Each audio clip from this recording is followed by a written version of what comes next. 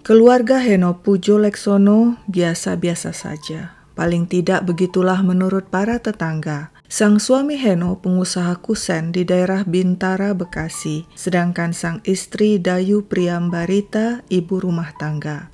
Mereka memiliki 2 anak perempuan, Poppy mahasiswi Universitas Brawijaya Malang, Deborah siswi SMA, dan si bungsu laki-laki Yuel bersekolah di TK Kasih Ananda 5 Cakung. Setiap pagi, sang ayah Heno Pujoleksono berangkat kerja dengan sepeda motor, sedangkan sang ibu Dayu beberes rumah dan mengantar jemput anak bungsunya Yuel yang masih TK. Beberapa waktu belakangan, Heno sang ayah kerap mendapat ancaman dan teror dari pihak tertentu yang berhubungan dengan tempat usahanya. Ancaman itu tidak main-main, cukup mengerikan.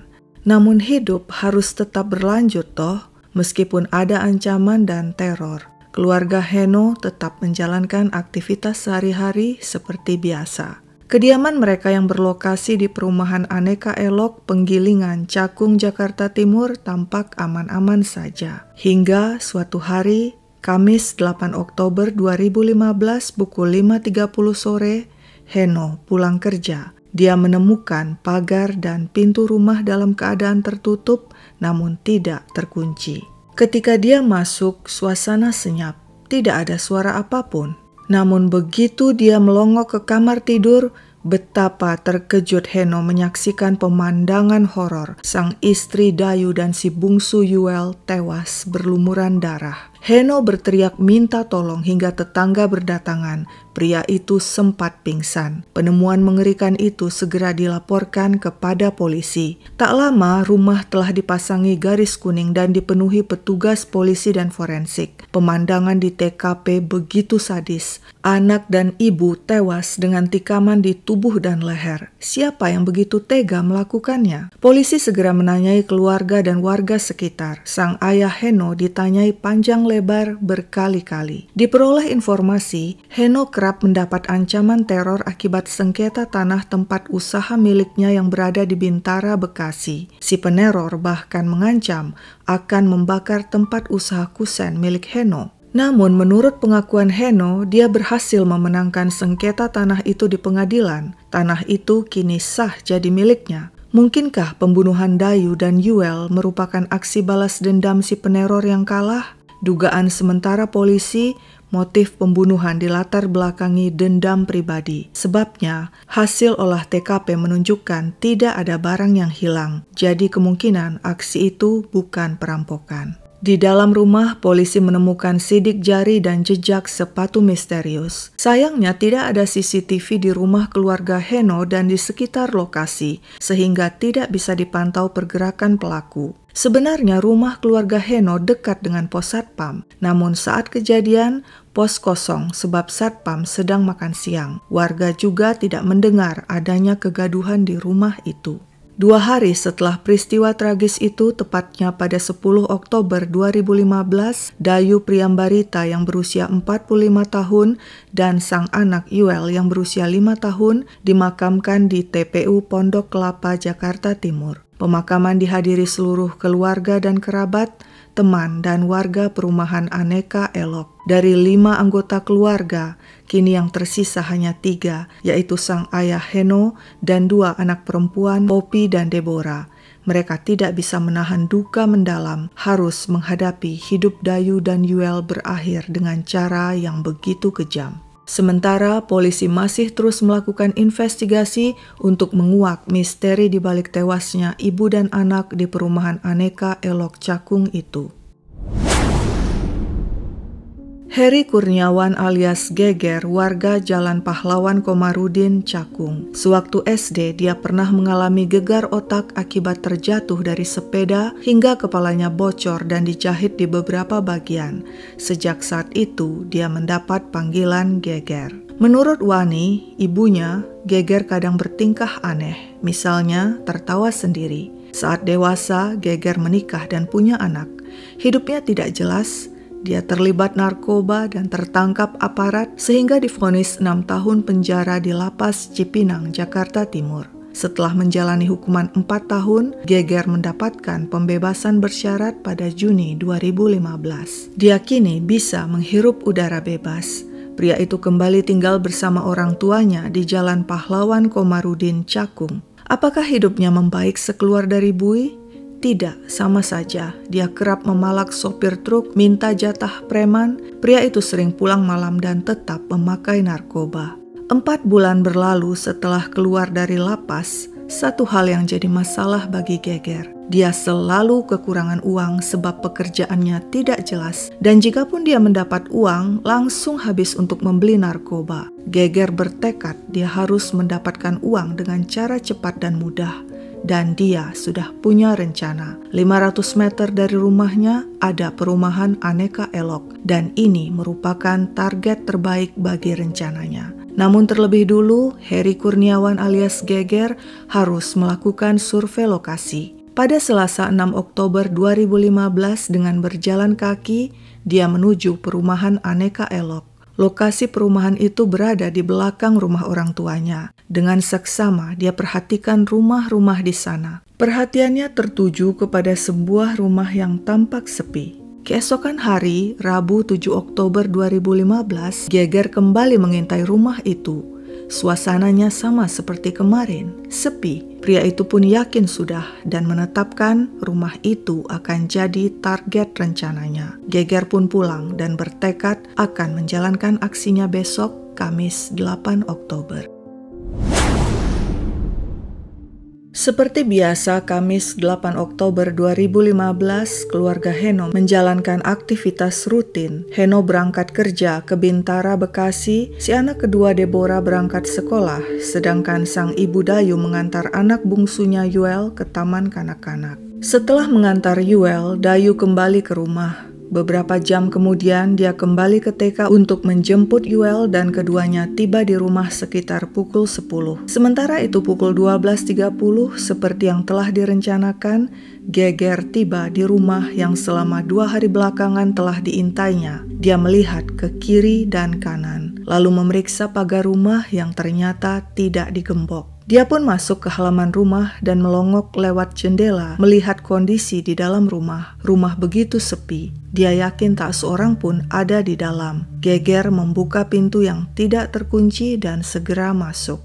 Pria itu langsung mencari barang-barang berharga yang mudah dibawa, seperti HP dan laptop. Kurang lebih setengah jam dia mencari-cari di ruang tamu, tapi tidak menemukan apapun. Mendadak dia mendengar suara anak kecil dari dalam kamar tidur. Geger terkejut, berarti ada orang di rumah. Dia segera menuju dapur dan mengambil sebilah pisau untuk berjaga-jaga jika ada yang memergoki. Benar dugaannya.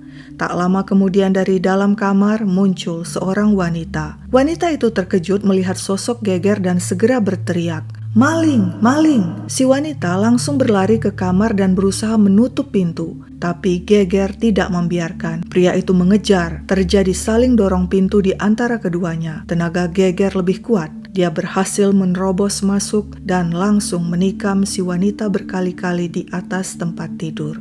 Sementara itu seorang bocah laki-laki yang juga ada di kamar itu melihat kejadian dan menjerit-jerit. Dia berusaha menolong si wanita dan menarik tangan dan kaki Geger. "Jangan om, jangan," pintanya.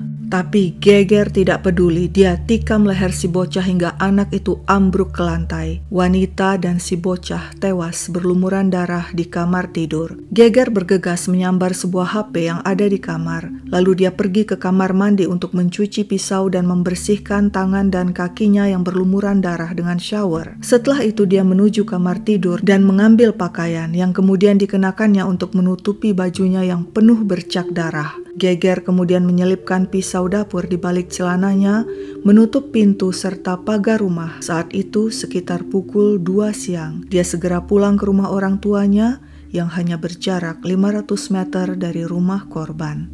Di rumah orang tuanya, Geger membersihkan badan dan membungkus pisau dan pakaian yang penuh bercak darah dengan kantong plastik. Dengan ojek dia lalu menuju pangkalan truk di Petukangan. Di sana, di sebuah tanah lapang, dia sembunyikan kantong plastik berisi pakaian dan pisau itu di pohon pisang. 2 hari kemudian pada Sabtu 10 Oktober ketika kedua korbannya dimakamkan, Geiger kembali ke petukangan dengan sepeda motor untuk mengambil kantong plastik berisi pisau dan pakaian. Dia lalu melanjutkan perjalanan ke Marunda, Jakarta Utara. Di sanalah Geiger membuang kantong plastik berisi barang bukti itu ke laut.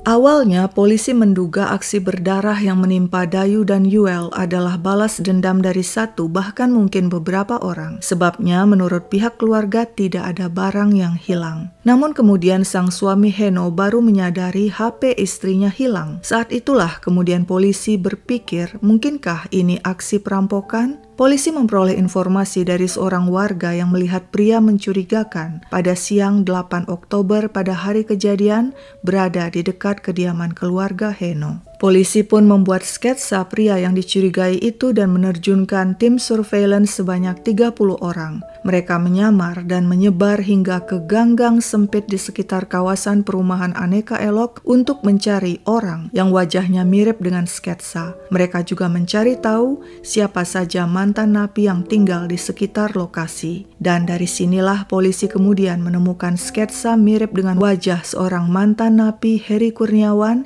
yang tinggal sekitar 500 meter dari rumah keluarga Heno. Polisi pun langsung bergerak dan berhasil meringkus Heri alias Geiger di kawasan Bekasi pada 15 Oktober 2015, seminggu setelah pembunuhan. Saat ditangkap, pria itu tengah memalak sopir-sopir truk pembawa besi tua yang hendak masuk ke kawasan pabrik. Ketika diringkus, Heri Kurniawan alias Geiger tidak melawan. Dari hasil tes urin, dia positif memakai putau, sabu, dan ganja. Polisi berhasil menyita HP milik Dayu darinya. Penangkapan Geiger dilakukan bersama oleh Satgas Cakung Cilincing yang merupakan satuan tugas gabungan reserse Polda Metro Jaya dan Polres Metro Jakarta Timur serta Polsek Metro Cakung. Sidik jari di TKP dan tes DNA pada sampel keringat di gagang pintu depan dan pintu kamar serta gagang shower kamar mandi sesuai dengan DNA Geiger. Heri Kurniawan alias Geiger mengaku dialah pembunuh Dayu dan Yuel. Dia tidak mengenal korbannya. Awalnya dia ingin mencuri di rumah yang dikiranya kosong itu, tapi di luar dugaan dirinya dipergoki Dayu yang kemudian berteriak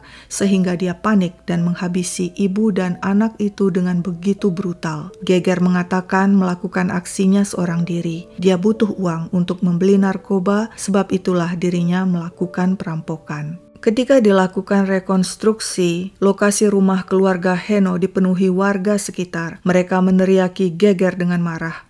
"Mati saja, jangan dikasih hidup, gak punya malu." Orang tua Geiger tidak menyangka anaknya mampu melakukan aksi keji. Mereka hanya bisa pasrah. Hasan, ayah Geiger, mengatakan kepada media, "Saya sudah melepas anak saya dan belum tahu nanti ketika di penjara bakal menjenguk atau tidak." Dulu menurut Hasan, ketika anaknya terjerat kasus narkoba, dia masih membantu mengurus semua berkas. Namun untuk kasus sekarang, sang ayah tidak bisa berkata banyak. Sedangkan Wani, ibu Geiger yang bekerja sebagai petugas kebersihan di perumahan Aneka Elok, mengatakan, "Saya minta maaf dan mengikhlaskan kalau anak saya sudah salah. Terserah mau dihukum atau bagaimana. Kejadian kali ini sudah tergolong kejam. Saya sudah nggak bisa apa-apa lagi." Heno Pujoleksono tak bisa menahan amarah. Ingin rasanya dirinya menghabisi Geiger saat itu juga. Namun karena Indonesia adalah negara hukum, maka dia menyerahkan sepenuhnya kasus ini kepada aparat berwenang. Menurut aparat, akibat perbuatannya itu, Heri Kurniawan alias Geiger dijerat 3 pasal sekaligus, yakni pasal pembunuhan, perampokan, dan perlindungan anak. Ancaman hukumannya 20 tahun dan maksimal seumur hidup.